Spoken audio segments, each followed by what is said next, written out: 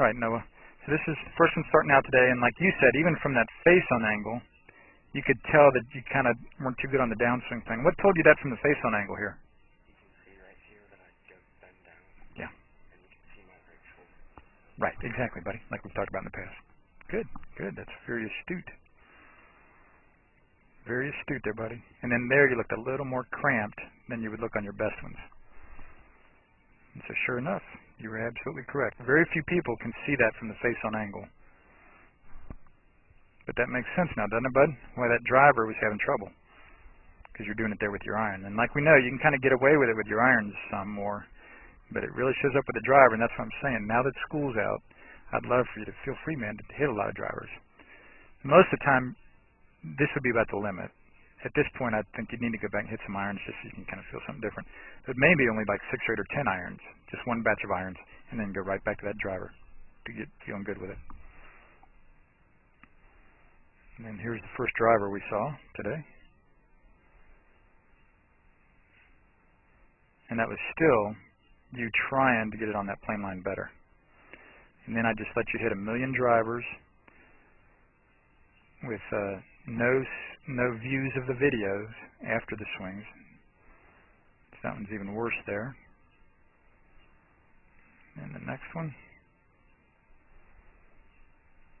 Again, now this is you definitely trying to get it back on plane. So that's a skosh better, isn't it? Club head's right on your hands. Here it was just a little bit outside your hands. Next frame would be interesting. Yeah, just that little bit closer there, buddy. Started to create better ball flights. So again, on the left, that's where you started. Now on the right, this is the next swing we recorded. There you go, buddy. Yeah, just that much closer. One of the better ones today. And see, that was kind of a smothered hook, but see, it started right. See, it started right at the valley. Stronger than what you sure had today. See, and you can even see that ball. Look at that, man. You saw that ball almost all the way down the range there. Getting hooked back for you. And then this last one. And this is after about 20 or 30 minutes of you really trying hard, but just feel like you're swinging to the right. Again, pretty strong to the right. Okay. So today, because again, that's what you mentioned to me, I wanted to help you continue to more thoroughly learn how to practice this on your own. Make sense? And I think this is a great way to do it. Use your practice swings. Carefully monitor the ball flight. Really realize what kind of a weak right is versus a strong right. Okay? And this makes sense now why when you're above the plane, if you really turn your hands over more to stop the right thing, it's just a real far left. It's a pull hook left instead of the good push hook that starts the right a little bit and then draws back to the middle when you're on plane and you turn your hands over in the proper timing. All right? Any questions about that? Okay. And then 2 now, since you haven't gotten to play much the last few weeks and now the school's getting out, I'd really like you to play and play as smart as you can, as early as you can here. In terms of all the stuff we've talked about last fall and this winter about dupes, 3 putts, 3 pitches, golf success for each of the 5 type shots. Yeah, good. On Memorial Day. Good. Good. Good deal. So play smart, right? Pick your targets well, where you try to leave a putter or chip with your approach, even if your full swing misses a little bit. And then some of the shorter holes, maybe don't hit a driver. You know, kind of like you saw down at Shawnee Lookout. Like you were trying to do. You hit some rescues or whatever. But even there, if it's a really short hole, you might even hit a 5 or 6 or 7 iron as far as you hit it. You might still be in play off the tee with your drive. All right? And then Clover Nook will be pretty fun. This is Joel Suggs. I sure enjoyed meeting you down at the Cincinnati Golf Show this weekend and showing you your swing on the 2D equipment that I have. And so I want to take about 2 or 3 minutes to just show you around Meadowlinks. This is the studio I use in the winter for all my students. You see there's the down-the-line camera angle for our 2D equipment. And then we have the face-on camera angle also. And then what we also have here is 3D equipment to where I can show you your swing from 6 different camera angles with this 3D equipment. And we can get your swing from down to the 1/120th of a second in terms of exactly what your hips, shoulders, and hands are doing in the swing.